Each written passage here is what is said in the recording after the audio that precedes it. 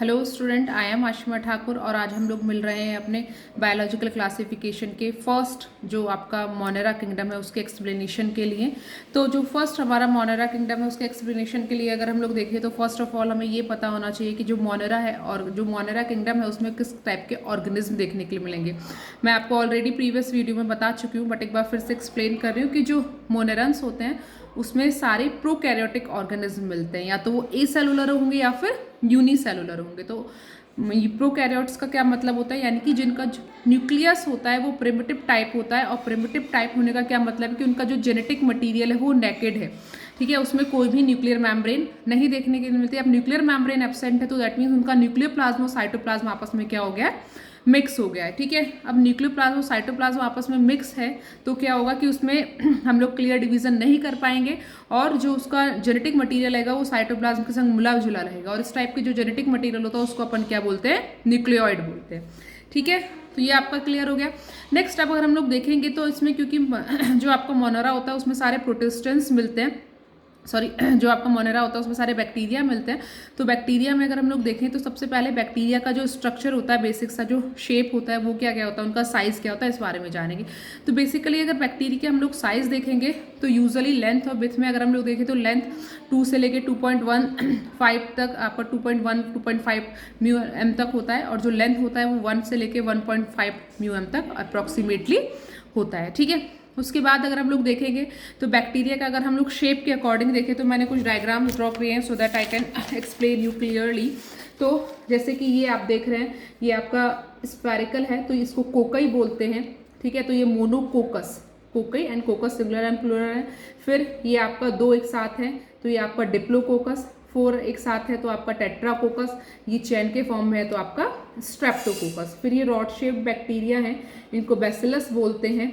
ये 2 एक साथ है तो डिप्लोबैसिलस, ये एक अकेला है तो मोनोबैसिलस, ये चेन है तो आपका स्ट्रेप्टोबैसिलस। फिर नेक्स्ट है आपका जो स्पायरल होता है, स्पायरल शेप तो इसको बोलते हैं स्पायरोलम। नेक्स्ट है आपका कॉमा शेप, तो कॉमा शेप बैक्टीरिया को अपन बोलते हैं विब्रियो, ठीक है। तो आई थिंक आपको ये समझ में आ रहा होगा। और इसके बाद जो हमारा नेक्स्ट है वो हम लोग फ्लैजिलेशन जो मिलता है बैक्टीरिया में वो किस टाइप का मिलता है, उसके बिहाफ पे हम बैक्टीरिया के स्ट्रक्चर्स को क्या बोलते हैं ये आपको समझना है।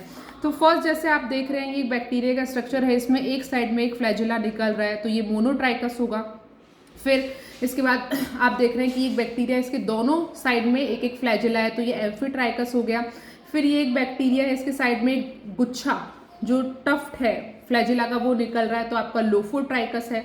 फिर आपका ये आप देख रहे हैं कि एक ही बैक्टीरिया है, इसके एक साइड में इधर गुच्छा है, एक साइड में इधर गुच्छा है, 2 साइड में गुच्छा है तो उसको अपन बोलते हैं सेफेलोट्राइकस। फिर आप देख रहे हैं कि एक बैक्टीरिया का स्ट्रक्चर, इसमें चारों जो इसका पूरा सरफेस है उस पर हमें बहुत सारे फ्लैजिला देखने के लिए मिल रहे हैं तो ये आपका पेरिट्राइकस हो गया। और फिर ये एक बैक्टीरिया का स्ट्रक्चर है जिसमें आपको कोई भी एक फ्लैजिला देखने के लिए नहीं मिल रहा है तो ये आपका एट्राइकस हो गया। आप इसका स्क्रीनशॉट ले लेंगे वीडियो पॉज करके। ये आपको बेसिक से स्ट्रक्चर्स हैं जो आपको यहाँ पे रख लेनी है। नेक्स्ट अगर हम लोग बात करें तो फिर हमें मिलते हैं gram positive and gram negative bacteria. तो यूजुअली जो ग्राम पॉजिटिव और ग्राम नेगेटिव है वो एक साइंटिस्ट ग्राम एक सॉरी एक डाई थी क्रिस्टल वॉलेट जिससे स्ट्रेन किया गया था ग्राम नाम के साइंटिस्ट ने। तो उन्होंने क्या किया था कि उन्होंने जब बैक्टीरिया को स्ट्रेन किया क्रिस्टल वॉलेट डाई से तो उन्होंने देखा कि कुछ बैक्टीरिया में कलर आ गया और कुछ बैक्टीरिया में पर्पल कलर नहीं आया। जब उन्होंने पहले डाई किया फिर प्रॉपर कुछ केमिकल्स के साथ उन्होंने वॉश किया। तो जैसे जो केमिकल्स होते हैं वो ऑर्गेनिक सॉल्वेंट्स होते हैं जिसमें उसको क्लीन किया जाता है, वॉश किया जाता है। आप माइक्रोबायोलॉजी लैब में जाएंगे तो देखने को मिलेगा आपको, ठीक है। तो जब उन्होंने देखा कि वॉश करने के बाद उस डाई में से कुछ बैक्टीरिया पर्पल कलर के थे, कुछ कलरलेस थे, तो उसमें इसका क्या बेसिक रीजन रहा। तो बेसिकली क्या होता है कि कुछ बैक्टीरिया जो थे जो पर्पल कलर के संग स्ट्रेन्ड हुए उनको ग्राम पॉजिटिव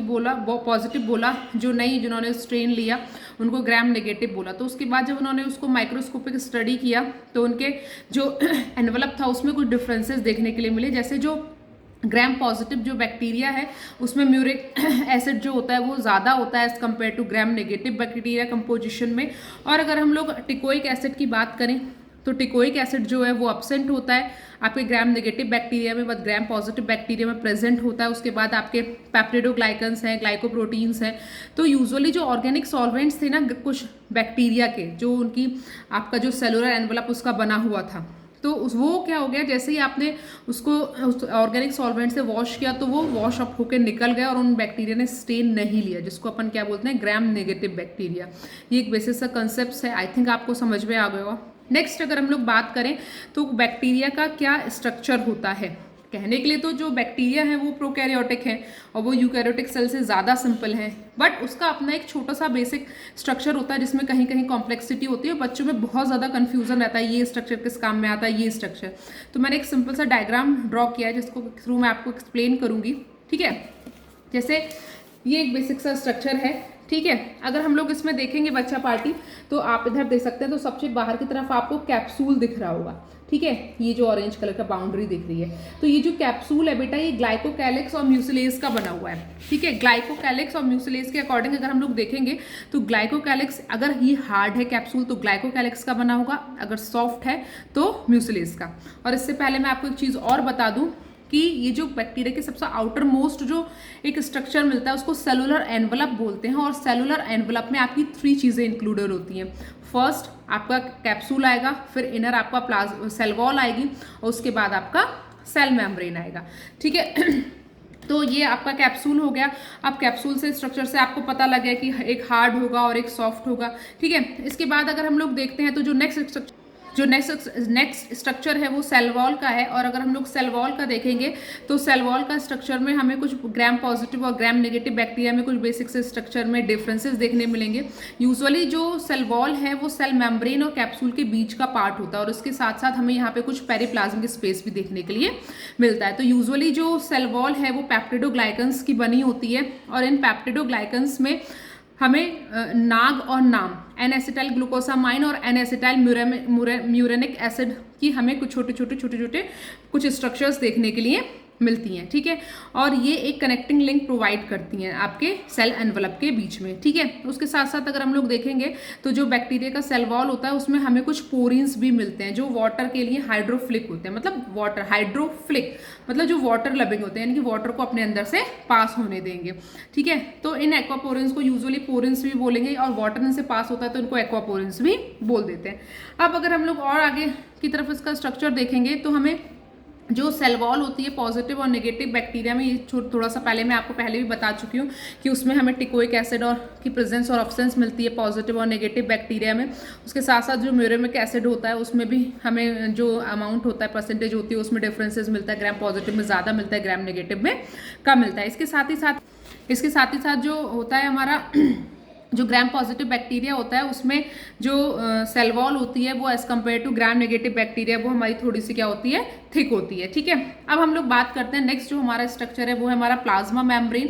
तो प्लाज्मा मेम्ब्रेन जो होता है वो just below the cell wall होता है, और प्लाज्मा मेम्ब्रेन में अगर हम लोग देखें तो हमें कहीं कहीं पे प्लाज्मा मेम्ब्रेन की, जैसे मैं आपको डायग्राम में शो कर सकती हूँ, तो हमें देख रहे हैं कि कंटिन्यूस प्लाज्मा मेम्ब्रेन है, लेकिन यहाँ पे हमें एक छोटा सा आउटग्रोथ देखने के लिए मिल रही है साइटोप्लाज्म की साइड, जिसको हम लोग क्या बोल रहे हैं, मीजोसोम बोल रहे हैं। और ये जो मीजोसोम का स्ट्रक्चर है मैं आपको फिर से दिखा दूं, ठीक है।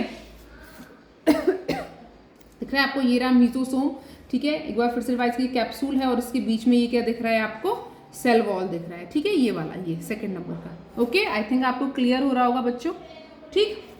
अब ये जो मीजोसोम है ये 2 तरीके से काम करेंगे। कहीं कुछ मीजोसोम्स जो होते हैं वो आपके रेप्लिकेशन में हेल्प करते हैं, बीच में ग्रोथ कर्व बनाने के, और कुछ जो आपके मीजोसोम्स होते हैं वो आपके जो रेस्पिरेटरी यूनिट्स होती हैं उनकी तरह काम करते हैं, ठीक है। इसके बाद जो हमें नेक्स्ट स्ट्रक्चर मिल रहा है वो अब हमारा, ये आप यहाँ देख सकते हैं, ये पूरा साइटोप्लाज्म वाला एरिया है, ठीक है। और ये बीच में आपका न्यूक्लियस वाला रीजन है। आप देख रहे हैं यहाँ पे कोई भी क्लियर बाउंड्री नहीं है, तो इसका साइटोप्लाज्म और इसका न्यूक्लियोप्लाज्म आपस में मिल गया, तो अब इसके जेनेटिक मटीरियल को अपन क्या बोलते हैं, न्यूक्लियोइड बोलते हैं, ठीक है। और ये एक आपका डबल स्टैंडर्ड डीएनए आपका मिलेगा एक, ठीक है, एक मिलता है। यूजुअली इसमें एक जो सिंगल डीएनए है वो एक दूसरे के ऊपर कॉइल्ड फॉर्म में रह रहा है, ठीक है, वो कॉइल्ड फॉर्म में है। ज़्यादा से ज़्यादा एक जो डीएनए होगा वो अपने ही ऊपर कॉइल्ड फॉर्म में होगा, और ये डबल स्टैंडर्ड डीएनए होगा। तो यूजुअली अगर हम लोग बोले तो ये यूकैरियोटिक जो सेल है उसके एक क्रोमोसोम के बराबर होता है। हमें जो डीएनए का अमाउंट है वो कई बार 2 भी डीएनए देखने के लिए मिलेंगे, लेकिन वो एक दूसरे के ऊपर कॉइल्ड फॉर्म में रहते हैं, जो क्रोमोसोम के एक क्रोमोसोम के इक्वल होंगे जो यूकैरियोटिक सेल में प्रेजेंट होगा। तो ये एक आइडिया होता है, इसलिए यूजुअली हम लोग बोल देते हैं जो प्रोकैरियोटिक सेल होती है उसमें नंबर ऑफ क्रोमोसोम्स हैं वो 1 होता है। ठीक है, यूकैरियोटिक सेल में आप जानते ही हैं अलग अलग ऑर्गेनिज्म में अलग अलग नंबर ऑफ क्रोमोसोम्स प्रेजेंट होते हैं। ठीक है, तो अगर हम लोग सेल मेम्ब्रेन में साइटोप्लाज्म में और देखें तो हमें राइबोसोम्स देखने के लिए मिल रहे हैं। ठीक है, आप देख सकते हैं हमें राइबोसोम्स यहाँ पे देखने के लिए मिल रहे हैं, और ये जो राइबोसोम्स हैं ये हमें 70S राइबोसोम देखने के लिए मिलते हैं। और ये जो 70S राइबोसोम होते हैं ये 2 यूनिट के बने होते हैं, उसमें एक लार्जर यूनिट होती है और एक स्मॉलर यूनिट, यानी कि ये 50S और 30S 2 सब यूनिट्स के बने होते हैं। यूजुअली जो राइबोसोम्स होते हैं वो प्रोटीन के प्रोडक्शन में, प्रोटीन सिंथेसिस में हेल्प करते हैं। और प्रोकैरियोटिक हमारे एक ऐसे ऑर्गेनिज्म है, यानी कि उसमें हमें कोई भी मेम्ब्रेन बाउंड सेल ऑर्गेनल देखने के लिए नहीं मिलता। उसमें जो मेजर फॉर्म में जो हमें सेलुलर ऑर्गेनिज्म देखने के लिए मिलता है वो हमारा राइबोसोम है। तो राइबोसोम एक कॉमन सेलुलर ऑर्गेनिज्म है जो eukaryotic cell as well as prokaryotic cell में देखने के लिए मिलता है।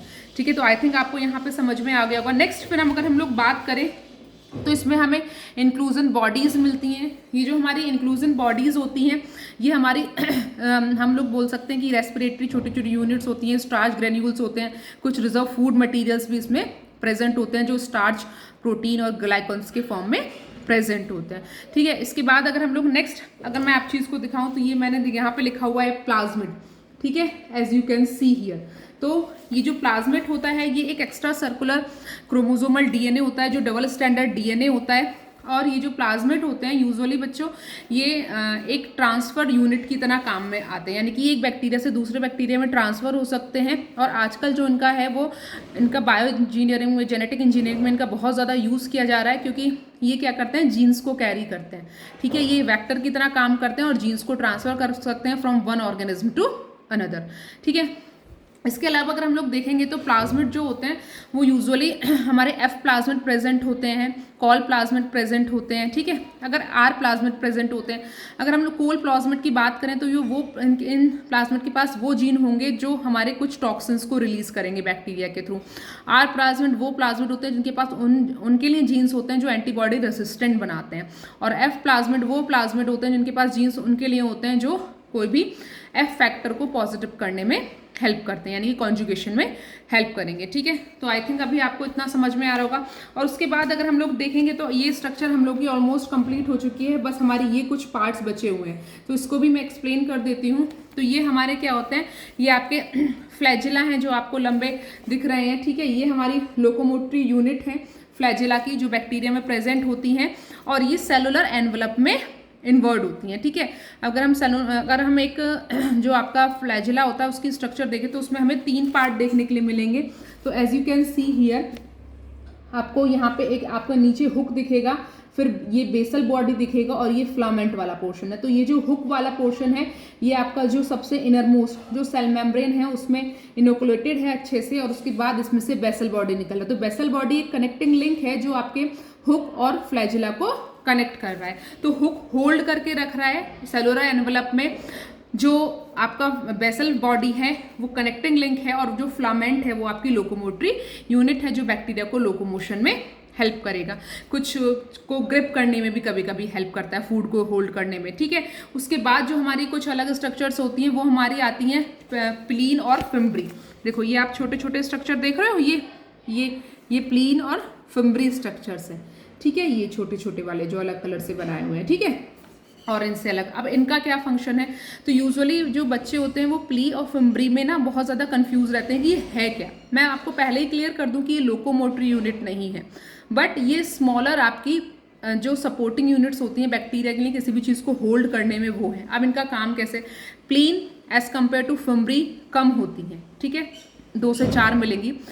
जो आपकी फिम्ब्री हैं वो बहुत ज़्यादा मिलेंगी। जो प्लीन्स होती हैं वो प्लीन नामक प्रोटीन की, प्लीन नेम्स प्रोटीन से बनी होती हैं। ठीक है, और उसके बाद एक बार मैं कंफर्म कर लेती हूँ। प्लीन प्रोटीन से बनी है। अब अगर मैं आपको बताऊं तो जो प्लीन है वो क्या कर रही है, वो कॉन्जुगेशन ट्यूब बनाने में हेल्प करती है बैक्टीरिया को, जब बैक्टीरिया में रिप्रोडक्शन होता है, ठीक है। जब दो बैक्टीरिया एक दूसरे के नियर में आते हैं तो उनके बीच में एक कनेक्टिंग लिंक बनता है, कॉन्जुगेशन ट्यूब जिसको बोलते हैं। तो एक बैक्टीरिया अपना जो जेनेटिक मटीरियल है वो दूसरे बैक्टीरिया में इस कॉन्जुगेशन ट्यूब के थ्रू ट्रांसफर कर देगा। दूसरा होता है हमारा फिम्ब्री। तो फिम्ब्री जो होता है वो नंबर में बहुत ज़्यादा होता है, और फिम्ब्री से अपन क्या कर सकते हैं, बैक्टीरिया क्या कर सकते हैं, वो किसी भी जो एंटीबायोटिक है या होस्ट है या कोई भी जो सॉलिड सरफेस है उसको होल्ड करने में हेल्प करता है। तो आई थिंक आपको प्लीन और फिम्ब्री का जो फंक्शन है वो क्लियर हो गया होगा।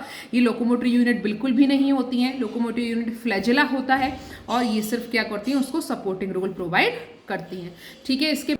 इसके बाद नेक्स्ट वीडियो में हम लोग जो बैक्टीरिया में जो रिप्रोडक्शन होता है उसको स्टडी करेंगे, हार्मफुल एंड यूजफुल बैक्टीरिया के बारे में स्टडी करेंगे। और इसके बाद जो नेक्स्ट वीडियो है उसमें हम लोग जो 2 टाइप्स ऑफ बैक्टीरिया के ग्रुप हैं, आर्की बैक्टीरिया और यू बैक्टीरिया, उसको डिटेल में बने रहेंगे। तो आई थिंक आपको मेरी चीज़ एक्सप्लेन जो मैं करती हूँ वो समझ में आ रहा होगा। नहीं समझ में आया तो you can ask me on comment section. और उसके बाद आप प्लीज़ मेरे चैनल को सब्सक्राइब करें एंड लाइक करें। Thank you, tata, bye bye. और नेक्स्ट कॉन्सेप्ट के लिए नेक्स्ट वीडियो में मिलते हैं। बाय।